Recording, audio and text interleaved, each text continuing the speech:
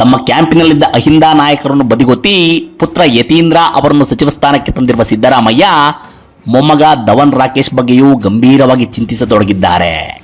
ತಮ್ಮ ಹಿರಿಯ ಪುತ್ರ ರಾಕೇಶ್ ಬಗ್ಗೆ ಸಿದ್ದರಾಮಯ್ಯ ಅವರಿಗೆ ಅಪಾರ ಮಹತ್ವಾಕಾಂಕ್ಷೆ ಇತ್ತು. ಆತನಲ್ಲಿದ್ದ ಸಂಘಟನಾ ಸಾಮರ್ಥ್ಯದ ಬಗ್ಗೆ ಮೆಚ್ಚುಗೆ ಇತ್ತು.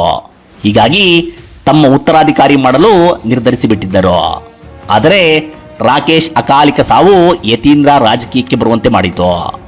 ಕಿರಿಯ ಪುತ್ರನಿಗೆ ಸುರಕ್ಷಿತ ವರುಣಾ ಕ್ಷೇತ್ರವನ್ನು ಬಿಟ್ಟುಕೊಟ್ಟು ಸಿದ್ದು ಚಾಮುಂಡೇಶ್ವರಿಗೆ ಹೋಗಿ ಸೋತಿದ್ದರು. ಕಳೆದ 2023ರ ಚುನಾವಣೆಯಲ್ಲಿ ರಿಸ್ಕ್ ತೆಗೆದುಕೊಳ್ಳುವುದು ಬೇಡ ಎಂದು ಅವರೇ ವರುಣಾದಿಂದ ಕಣಕ್ಕಿಳಿದು ಯತೀಂದ್ರಗೆ ಕ್ಷೇತ್ರ ಇಲ್ಲದಂತೆ ಮಾಡಿದ್ದರು. ಗೆದ್ದು ಮುಖ್ಯಮಂತ್ರಿಯಾದ ನಂತರ ಯತೀಂದ್ರ ಅವರನ್ನು ವಿಧಾನ ಪರಿಷತ್ಗೆ ತಂದಿದ್ದರು.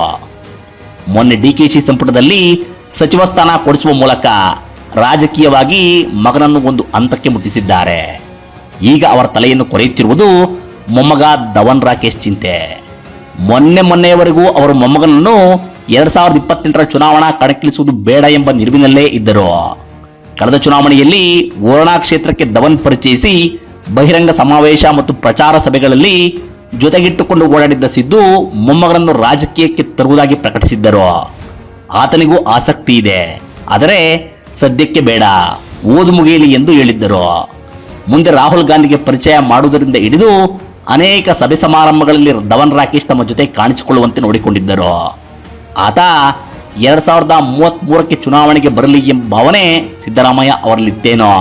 ಆದರೆ ಮೊನ್ನೆ ರಾಜೀನಾಮೆ ಎಪಿಸೋಡಿನ ನಂತರ ಅವರ ನಿರ್ಧಾರ ಬದಲಾಗಿದೆ. ಈ ವರ್ಷ ಧವನ್ ಪದವಿ ವ್ಯಾಸಂಗ ಮುಗಿಯಲಿದ್ದು 2028ರ ವೇಳೆಗೆ ಆತನಿಗೆ 24 ವರ್ಷ ತುಂಬಲಿದೆ. ಇವತ್ತಿನ ರಾಜಕೀಯ ಅನಿಶ್ಚಿತತೆಯಲ್ಲಿ ಹೇಗೋ ಏನೋ ಹಳೆಯ ಕಾಲದ ರಾಜಕೀಯ ಮುಗಿದಿರುವುದರಿಂದ ಇನ್ನು ಇನ್ಸ್ಟಂಟ್ ರಾಜಕೀಯ ಮಾಡಿದರೇನೆ ಉಳಿಗಾಲ. ಹೀಗಾಗಿ ಮುಂಬರುವ ವಿಧಾನಸಭಾ ಚುನಾವಣೆಯಲ್ಲೇ ಮೊಮ್ಮಗನಿಗೆ ರಾಜಕೀಯ ನೆಲೆ ಮಾಡಿಕೊಡಬೇಕು ಎಂಬ ನಿಲುವಿಗೆ ಸಿದ್ದು ಬಂದಿದ್ದಾರೆ ಎನ್ನಲಾಗುತ್ತಿದೆ. 25 ವರ್ಷ ತುಂಬಿದ ಹುಡುಗನನ್ನು ದಾವಣಗೆರೆಯ ಶಾಮನೂರು ಕುಟುಂಬ ಚುನಾವಣೆಗಿಳಿಸಿ ಯಶಸ್ಸು ಸಾಧಿಸಿದ್ದು ಸಿದ್ದು ಅವರಿಗೆ ಪ್ರೇರಣೆಯಾಗಿದೆ ಎನ್ನುವ ಮಾತೂ ಇದೆ. ಮೊಮ್ಮಗನನ್ನು ಕಣಕ್ಕಿಳಿಸುವುದೇ ಆದರೆ ಸುರಕ್ಷಿತ ವರುಣಾ ಕ್ಷೇತ್ರದಿಂದಲೇ ಸ್ಪರ್ಧೆ ಮಾಡಿಸುವುದು, ತಾವು ಮತ್ತೊಂದು ಕ್ಷೇತ್ರ ಹುಡುಕುವುದು ಅವರ ಆಯ್ಕೆಯಾಗಿರುತ್ತದೆ.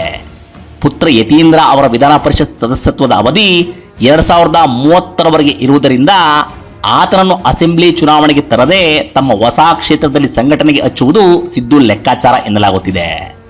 ರಾಜ್ಯ ರಾಜಕೀಯ ವಾತಾವರಣ ಕಾಂಗ್ರೆಸ್ ಪಕ್ಷಕ್ಕೆ ಪಾಸಿಟಿವ್ ಆಗಿಲ್ಲದಿದ್ದರೆ ಚುನಾವಣೆಯಿಂದ ಹಿಂದೆ ಸರಿದು ಮಗ ಮತ್ತು ಮೊಮ್ಮಗನನ್ನು ಕಣಕ್ಕಿಳಿಸುವ ಆಯ್ಕೆಯ ಬಗ್ಗೆಯೂ ಸಿದ್ದು ಯೋಚಿಸಬಹುದು ಎನ್ನಲಾಗುತ್ತಿದೆ.